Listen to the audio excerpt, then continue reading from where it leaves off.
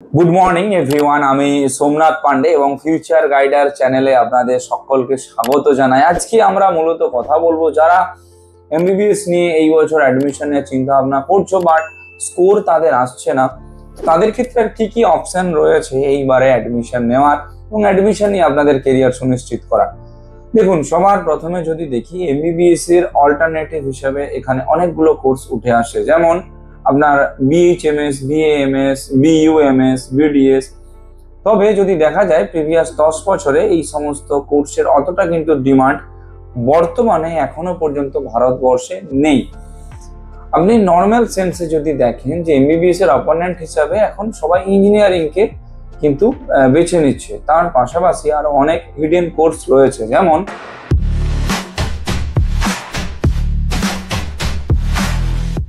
আপনি doctorate in ফার্মাসিতে যেতে পারেন, যেটা হচ্ছে 6 বছরের কোর্স। আপনি বড় কলেজ থেকে করাতে পারেন, রামায়া, মণিপাল, বৈদেহী, আচারিয়া, এই সমস্ত বড় বড় কলেজগুলো থেকে আপনি ফার্মডি কোর্স করাতে পারেন, যার ফিউচারিস্টিক গ্রোথ প্রচুর বড় লেভেলে রয়েছে, রিসার্চের লেভেলে গ্রোথ রয়েছে।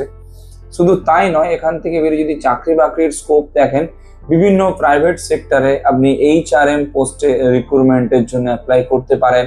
তার পাশাপাশি গভর্নমেন্টের যে হসপিটালগুলো রয়েছে বা আমাদের পশ্চিমবঙ্গের গভর্নমেন্টের যে মাল্টি স্পেশালিটি হসপিটাল রয়েছে বা সেন্ট্রাল গভর্নমেন্টের যে ইএসআই হসপিটালগুলো রয়েছে, ওইখানে আপনারা মেডিসিন ডিপার্টমেন্টে অ্যাপ্লাই করতে পারেন, যেখানে আপনার ন্যূনতম স্যালারি কিন্তু 82,000 থেকে প্রায় 1,62,000 থেকে 1,68,000 পর্যন্ত স্যালারি আপনারা গ্যাদার করতে পারেন।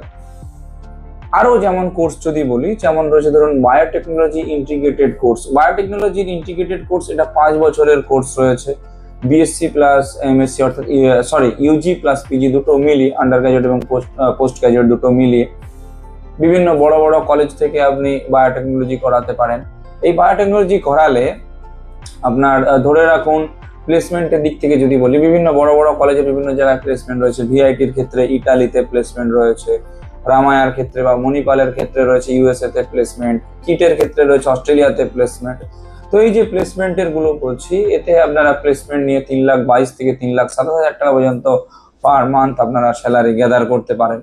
আমাদের ইন্ডিয়াতেও বায়োডাইভার্সিটি রিসার্চে যে সমস্ত ল্যাবগুলো রয়েছে, তার মধ্যে ইসরো একটা রয়েছে, এইখানেও আপনারা কিন্তু কোনো রকম ভাবে অ্যাপ্লাই করে দিতে পারবেন।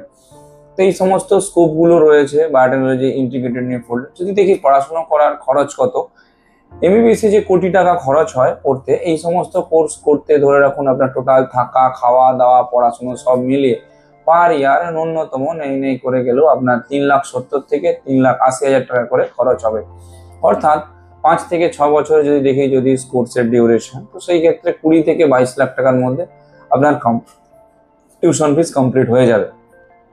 তো সমস্ত স্টুডেন্টদের উদ্দেশ্যে বলবো, যারা এখনো পর্যন্ত ডিসিশন বানাতে পারছেন না যে কি করবেন কি না করবেন, তাদের উদ্দেশ্যে এইটা একটা শর্ট মেসেজ আপনাদের সকলের উদ্দেশ্যে যে আপনারা ডিসিশন নিন এবং 30 মে এর মধ্যে ডিসিশনটা নিয়ে ফাইনাল করুন। না হলে বড় বড় কলেজগুলোতে এই সমস্ত কোর্সের জন্য সিট কিন্তু বেরিয়ে যাবে, তখন আর এই সমস্ত কলেজেও কিন্তু অ্যাডমিশন হওয়া যাবে না বা পসিবল হবে না।